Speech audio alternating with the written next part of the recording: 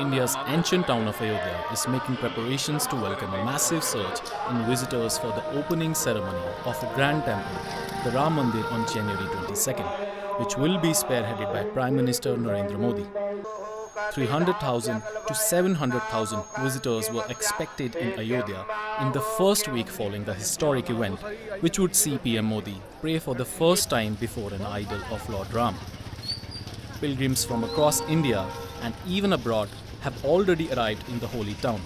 Speaking to News 9 on Wednesday, Narayan Das Mandal said he had travelled from the city of Janakpur in Nepal, which is believed by devotees to be the hometown of Lord Ram's wife Sita. Janakpur जहाँ भगवान जी का ससुराल है, उसी ससुराल से हम लोग आए हैं दर्शन करने के लिए। इतना आया है भगवान का स्थापना होता है, वही सुनकर हम लोग आया है इतना देखने के लिए और जगह देखने के लिए। आयो हमारे बच्चों हम कैसे राज पहुड़ी।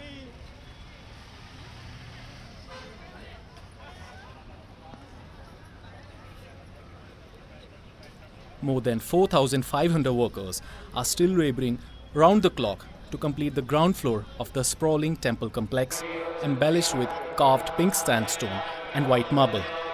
And in various makeshift tents and camps, huge community kitchens are operating around the clock to feed the influx of visitors flocking in. At one such kitchen, volunteers have been processing enough flatbreads, vegetables, lentils and rice to feed up to 35,000 people on a daily basis. City officials expect about 4.5 million tourists a month, more than Ayodhya's entire population of 3 million, after the Ram Mandir opens.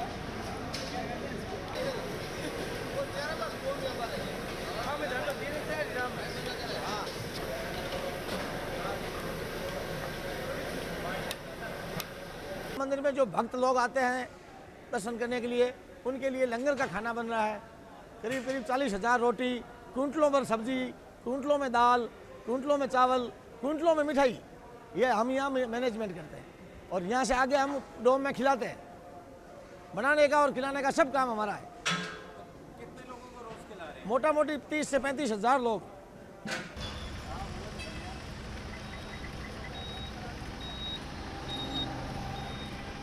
We are expecting a huge influx of pilgrims and tourists. So we have made arrangements. We have done a mapping of all the accommodation facilities here. Public amenities have been upgraded. The numbers have been increased in the past 1 year.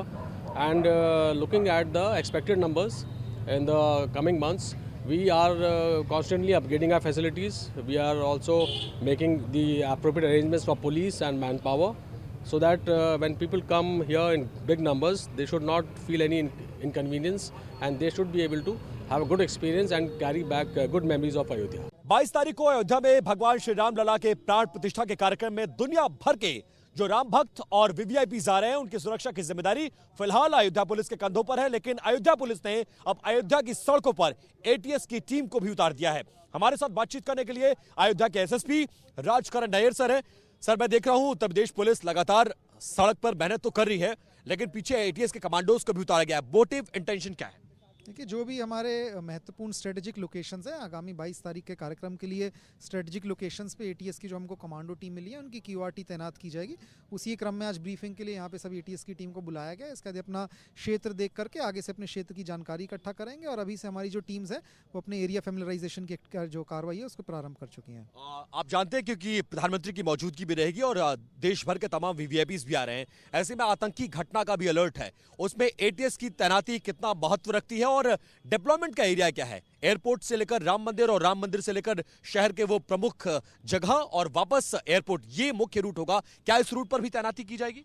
देखिए, जो भी हमारा महत्वपूर्ण points हैं, हमारा पूरे जनपद में हमारी तैनाती की जा रही है। हमारे बॉर्डर से लेकर के अंदर जितने भी हमारे एरियाज़ हैं, जितने हमारे महत्वपूर्ण प्रतिष्ठान हैं, हमारे परिसर हैं, आने वाले जो भी वीआईपीज़ हैं, उनकी सुरक्षा हमारा सुचारू रूप से आता है चले हमारी रिवराइन सिक्योरिटी, इन सबको लेकर के हमारे द्वारा तैयारी की जा रही है। हवाई सुरक्षा के लिए एंटी ड्रोन टीम्स को डिप्लॉय किया जा रहा है। जो वीवीआईपी की मूवमेंट है, जो महत्वपूर्ण रूट है, उनकी जानकारी गोपनीय होती है, वो मैं आपसे नहीं शेयर कर सकता हूँ। लेकिन ये कह सकता हूँ कि मुख्यालय से हमको अतिरिक्त पुलिस बल प्राप्त हुआ है, जो कमांडो टीम्स प्राप्त हुई हैं, इन सबको लेकर के एक स्ट्रॉन्ग पुलिस अरेंजमेंट तैयार किया जाएगा। सेंट्रल एजेंसीज की भी नजर है अयोध्या पे और स्टेट एजेंसी काम भी कर रही है। किस तरह के आर्म्स एम्यूनिशंस, इक्विपमेंट्स, कार्स, कैसी कैसी चीजें हैं जिसको लेकर आपकी टीम सड़क पर उतरेगी और ना सिर्फ आम आदमी बल्कि वीवीआईपीज का भी सुरक्षा का जिम्मेदारी संभालेगी? देखिए, जो भी हमारे पास इनपुट शेयरिंग होती है, जो भी कोऑर्डिनेशन है, वो रेगुलरली सभी जितनी भी एजेंसीज जुड़ी हैं उन सब के बीच में होता है, उसको कोऑर्डिनेट करके करवाया जाता है।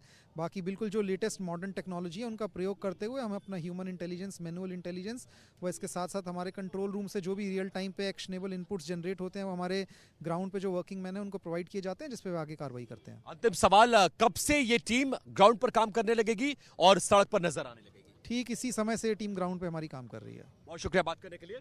एसएसपी अयोध्या जो इस वक्त मॉनिटरिंग कर रहे हैं, पूरी सुरक्षा की जिम्मेदारी अपने हाथों में लेते हुए, और अब अयोध्या की जिम्मेदारी एटीएस के कंधों पर उतरती हुई नजर आ रही है।